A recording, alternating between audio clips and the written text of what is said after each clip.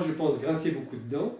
Dans le projet de réforme constitutionnelle, je propose naturellement le non-cumul des mandats, mais pas que le non-cumul des mandats politiques, également le non-cumul des mandats publics.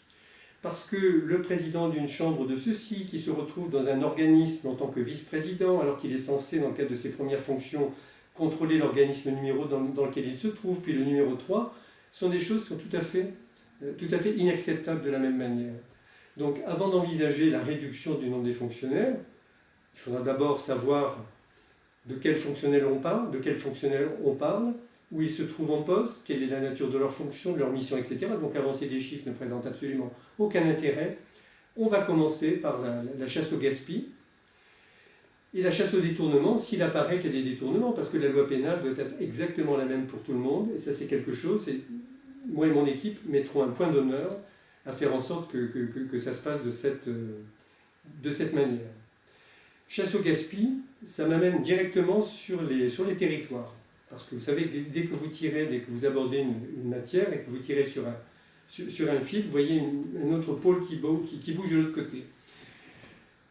Il y a une tentation aujourd'hui de la part du gouvernement de faire disparaître les petites communes. Donc ça, c'est une idée qui court en fait depuis longtemps et qui commence à se mettre en place dans des conditions là aussi tout à fait inacceptables. La démocratie, quand vous êtes dans un village qui est perdu quelque part, vous avez 15 personnes, c'est pas problématique d'avoir une mairie à cet endroit-là. Je veux dire, la démocratie se fait aussi autour du café du coin. Il ne faut pas oublier que la France était peuplée de Gaulois et que nous avions des tribus. Et que lorsqu'on se sent français, et je crois que la définition du français c'est ça, c'est avoir un petit coup de cœur quand vous êtes sur la route et qu'au hasard d'un virage, vous voyez un clocher qui se profile au loin. Ce n'est pas une question religieuse, mais simplement parce qu'autour de ce clocher, vous savez qu'il y a une place, il y aura une boucherie, il y aura peut-être un café.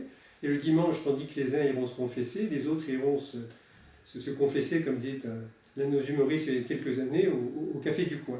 La France, c'était ça, et la France, c'est toujours ça.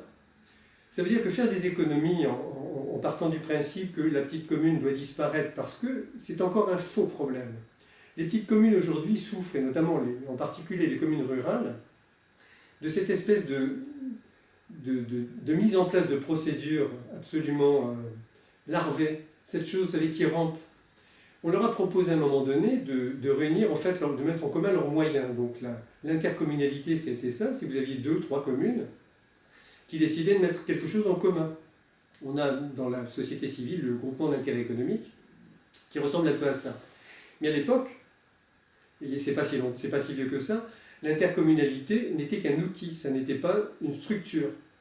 Alors petit à petit, on fait de cette intercommunalité une structure dans laquelle on fait glisser les pouvoirs en fait des communes. Alors certains se sont opposés à ce genre de choses, ils disent écoutez, c'est quand même pas normal, nous sommes des élus, là ils ne sont pas élus. Et la réflexion est la suivante, c'est que si demain les intercommunalités étaient représentées par des élus, ben, ce serait la fin de nos communes. Alors ça, les maires en ont parfaitement conscience. J'ai participé de manière discrète la dernière fois où j'avais été invité au congrès national de l'Association des maires heureux de France. On est précisément tombé sur ces difficultés. Et ce mouvement s'inscrit dans un mouvement plus large qui fait que, quelque part, et ça n'est pas le fruit du hasard, on a envie de casser avec nos racines historiques. Essayez aujourd'hui d'expliquer que l'Europe était blanche, ou que l'Europe, ou que la France, qui était la fille aînée de l'Église, était catholique, on vous traite de tous les noms quasiment. Et quand vous voyagez beaucoup en Afrique, comme c'est mon cas, et que vous allez au Sénégal, vos amis sénégalais vous disent, quand même, vous faisiez fort, on nous apprendre que nos ancêtres étaient les Gaulois. C'est exactement la même chose. Mais je ne sais ce qui passe dans la tête de nos dirigeants, on a vraiment cette volonté de nous déconnecter de nos racines, ce qui pose un problème, parce qu'on ne peut pas se sentir européen si on ne se sent pas bien dans son pays, dans sa région, dans son département, dans sa ville, et même dans sa rue. Alors, ce qui nous amène à cette espèce de millefeuille dont on a beaucoup parlé, je souhaite la suppression des départements en tant qu'entité administrative. Les pouvoirs des préfectures seraient transmis aux sous-préfectures, de manière à revenir à quelque chose de plus local. Et on peut imaginer, donc ça c'est dans le volet réforme de la justice, que si nous disposons d'un parquet général totalement déconnecté de la chancellerie, donc un parquet comme on peut le trouver devant la Cour pénale internationale, devant certaines juridictions anglo-saxonnes, et pourquoi pas un parquet européen, parce qu'on a les mêmes intérêts des textes qui aujourd'hui se ressemblent pas mal, eh bien on pourrait transférer certains pouvoirs ou une certaine autorité l'autorité qui appartenait au préfet, on pourrait la transférer sur le procureur de la République.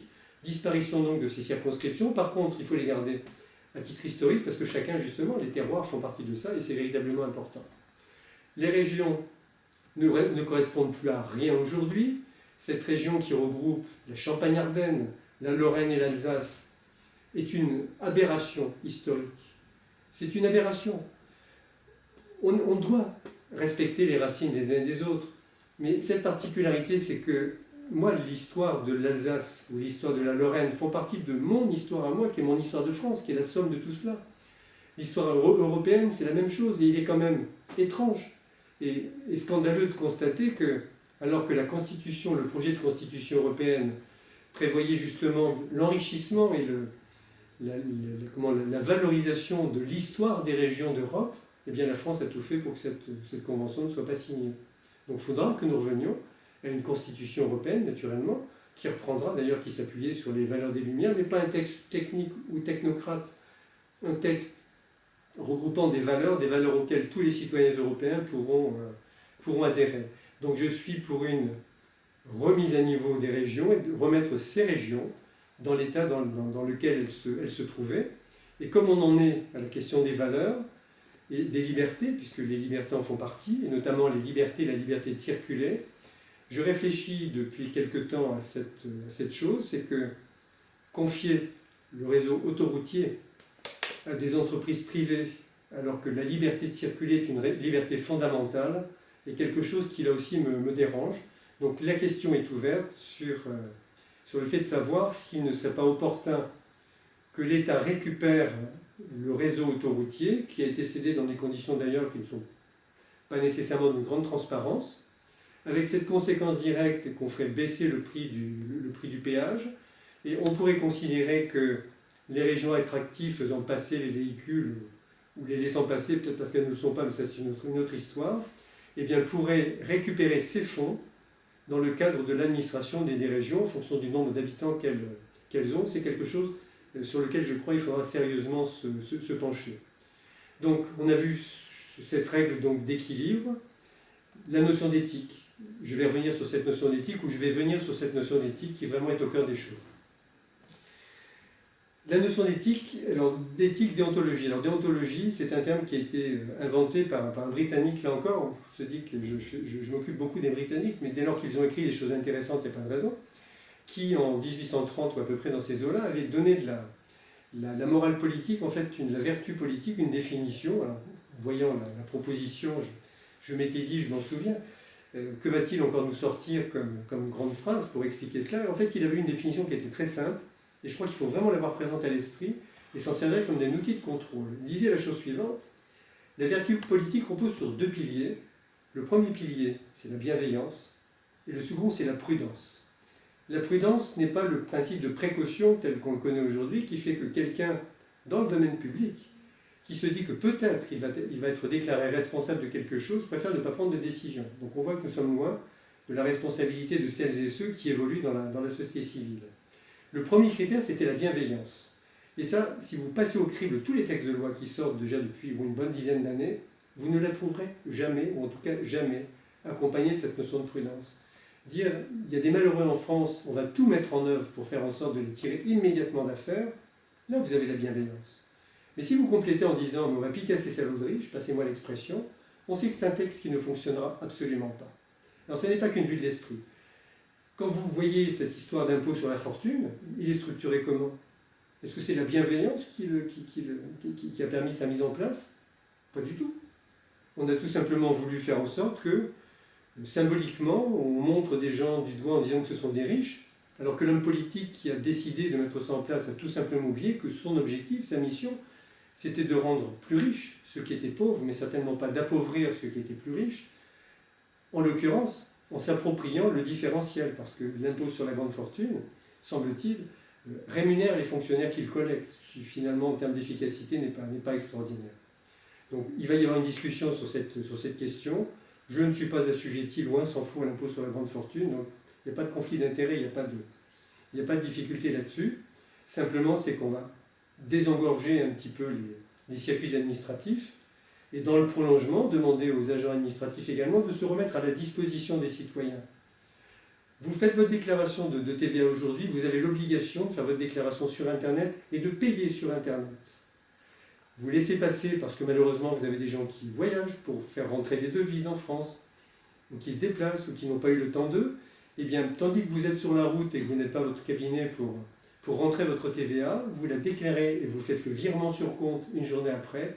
Vous avez donc 10% de pénalité, ce qui rapporte un intérêt est à 3650% par an, ce qui est quand même excessif. Et vous avez l'obligation d'envoyer une lettre de motivation pour dire « Excusez-moi, je travaillais, je suis pas sédentaire, je bouge beaucoup, je fais ça pour la collectivité. » Mais... Donc on vous dit oui une fois, on vous dit non une deuxième fois. Et contrairement au Monopoly, où vous pouvez gagner le premier prix de beauté, le prix de mots croisés, chaque courrier que vous recevez aujourd'hui d'une administration et d'un organisme public ou parapublic, ce n'est qu'une punition. Punition tout le temps. Le pauvre candidat à la présidentielle qui ne vit pas des deniers publics a déjà perdu 4 points sur son permis pour 2 dépassements à 91 au lieu de 90, après avoir parcouru, je crois, trop 4000 km. Et nous sommes les seuls en Europe également à avoir ce genre de choses. Il faut arrêter cette espèce de guéguerre entre les structures de l'État et les consommateurs. On a l'impression qu'il y a des choses trappes partout et que chaque fois, on essaie de vous piéger. Ce n'est pas le rôle de l'État.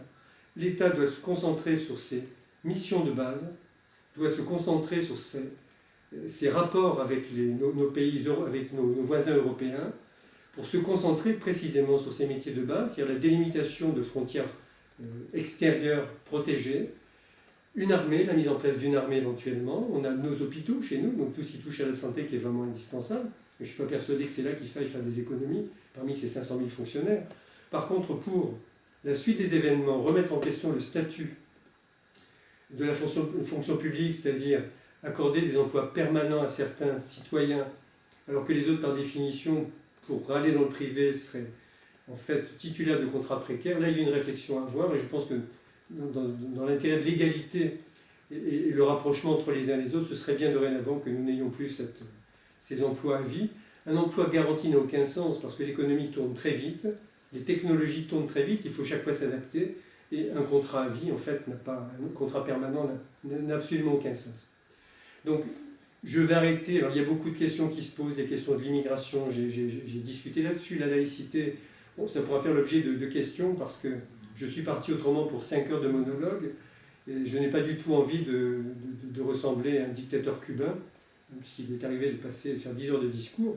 Donc, ce que je vous propose tout simplement, c'est de faire une petite pause. On aura l'occasion de toute façon d'aborder de nouveau certains sujets, peut-être par écrit. Alors les questions que je vais recevoir, si elles sont en fait massives ou correspondent à un pan de programme important, j'écrirai dans les tout prochains jours donc un article qui rentrera sur le fond sur l'ensemble des questions posées, de manière à ne pas répondre par oui ou par non, ou donner des réponses superficielles, parce qu'on sait très bien aujourd'hui que la superficialité n'est pas un critère de rigueur et qu'il est préférable de réfléchir à tous les aspects d'une question avant d'y répondre, même si on vous contraint d'y répondre dans un délai très court. Je vais répondre peut-être par écrit ou peut-être par oral en fonction de ce que ma collaboratrice aura noté comme question. Et puis après, je vous laisserai repartir gentiment, vaquer à vos obligations ou occupations. Et j'en ferai de même, étant précisé que dès demain, on va se remettre sur la route pour faire en sorte d'avancer les choses. Alors j'aurai 2 types de messages, en fait 2 messages à faire passer. Vous qui savez que la primaire organise en fait ces élections et que cela s'inscrit dans un cadre beaucoup plus général, il faudrait vraiment que vous interveniez auprès de vos proches pour faire une forte publicité concernant cette primaire, leur demander d'aller sur la plateforme, inviter de plus en plus de jeunes à venir, parce qu'il y a vraiment des choses à faire, on a vraiment des jeunes à écouter. Le problème, c'est qu'il y en a assez peu qui se présentent dans ce cadre-là. L'objectif, c'est pas de faire carrière. Je travaille moi déjà depuis 40 ans. Je crois qu'il va arriver un moment donné, j'aurais peut-être envie de lever un tout petit peu le pied, de me consacrer à mes activités littéraires un peu différemment. Donc demander aux jeunes de venir s'inscrire, ou que les étudiants nous rejoignent. C'est pas de l'embrigadement, nous sommes 100% société civile.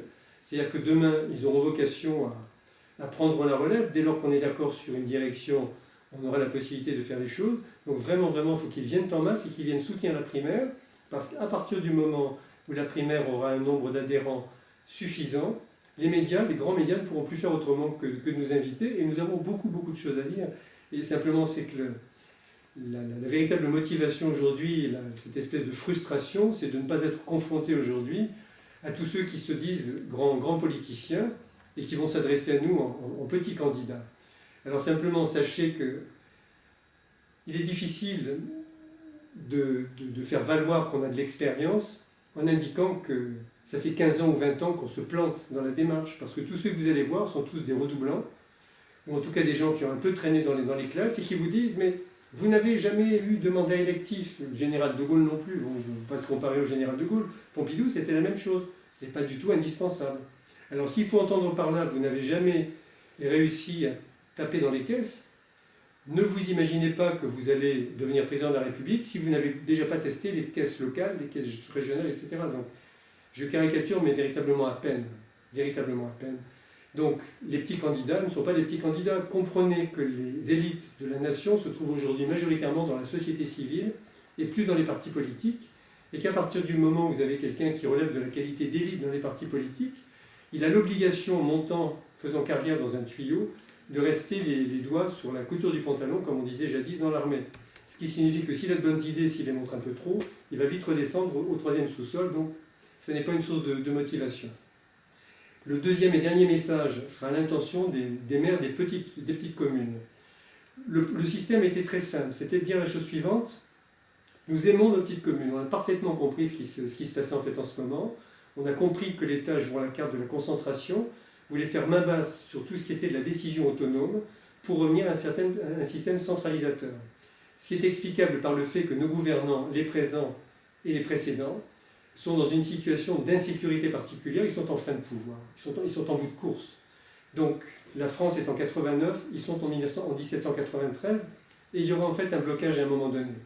J'ai proposé aux maires des petites communes la chose suivante: ça fait 30 ans qu'on vous suit, on connaît votre programme, moi après...